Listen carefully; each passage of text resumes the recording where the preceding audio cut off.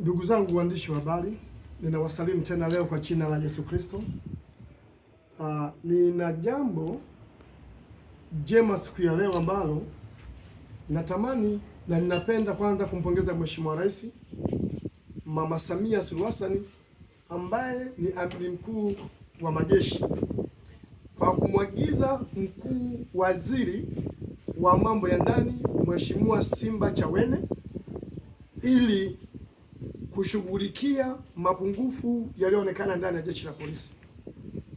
Kwa nachukua nafasi hii kumpongeza Mheshimiwa Rais, na Mheshimiwa Rais amechukua maamuzi hayo kutokana na tume aliyokuwa ameiunda kwa habari ya haki jinai, na tume iliweza kumshauri ikatoa mapendekezo yake, na Mheshimiwa Rais hakujapuuzia, na ndio maana amemwagiza Waziri Simba Chawene ili kuyafanyia kazi kwa kuyatekeleza.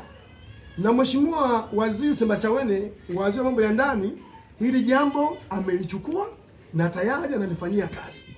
Sasa basi, mimi mchungaji Daudi Mashimo Mkuba napenda na mimi kuongezea mambo machache hapa. Mimi nimekuwa ni muhanga sana wa jeshi la polisi wilaya ya Kimara. Mimi mchungaji nimekuwa ni muhanga sana wa jeshi la polisi wilaya ya Kimara.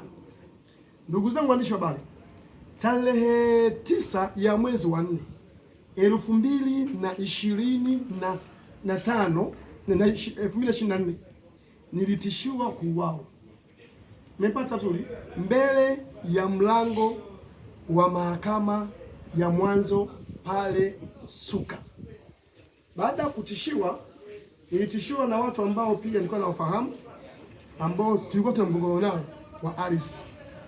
Baada ya kutishiwa pale, ilikuwa majira saa 8 ambao walikuwa wanatumia gari namba T 259 DDX ST rangi ya silver. Sasa watu ambao waliojitokeza siku ile kwenye hilo gari walikuwemo ni watu 5. Lakini kwa jitihada ambazo baada ya kutishiwa nilirudi pale mahakamani kwa Mheshimiwa hakimu ili kulalamika, na akanishauri hakimu kiongozi niende kituo cha polisi ili nikafungue kesi.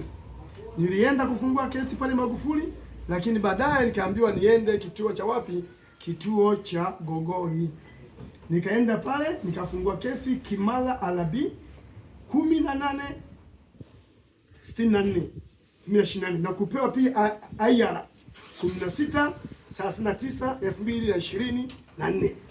Lakini pia hii kesi ilipangiwa mpelelezi pia tulishirikiana naye kukamata watuhumiwa, japokuwa kwa mapingamizi mengi sana kutoka kwa baadhi ya viongozi wake wa wilaya. Mmempata tuli. Kwa hiyo nilivyopambana watuhumiwa wakawa tumekamata 4, lakini mtuhumiwa mmoja hatukumpata mpaka leo. Lakini baada ya kuwakamata hao watuhumiwa, ilikuwa ni kazi ngumu sana kupelekwa mahakamani na hawajapelekwa mahakamani.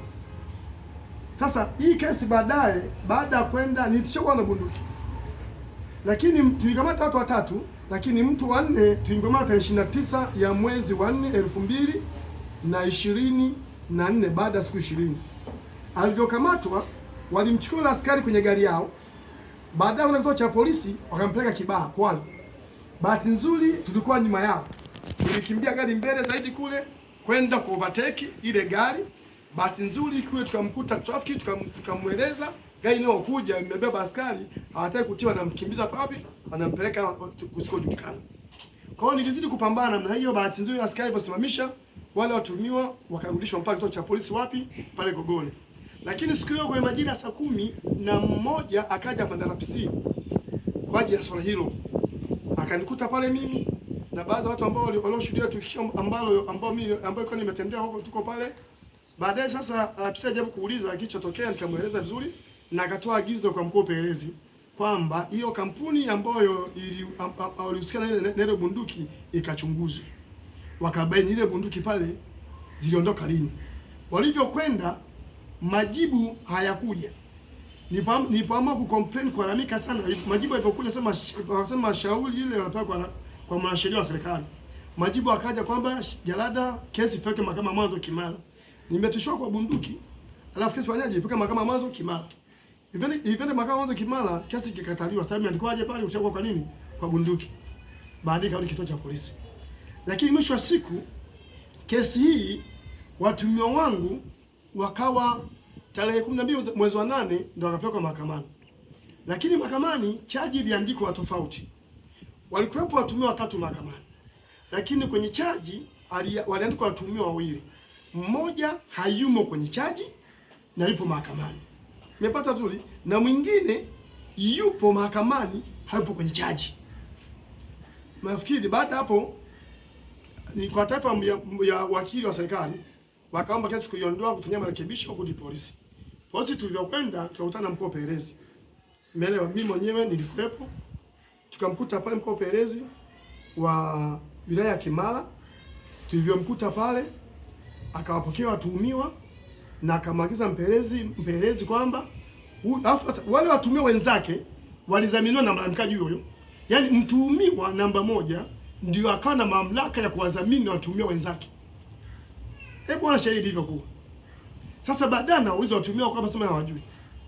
Mmepata vizuri? Sasa tokea pesa zikawa ni chenga. Watuhumiwa wangu hawapelekwi. Lakini lakini baadaye niliandika barua malalamiko siku ya tarehe 28 mwezi wa 5 2024 kwa OCD.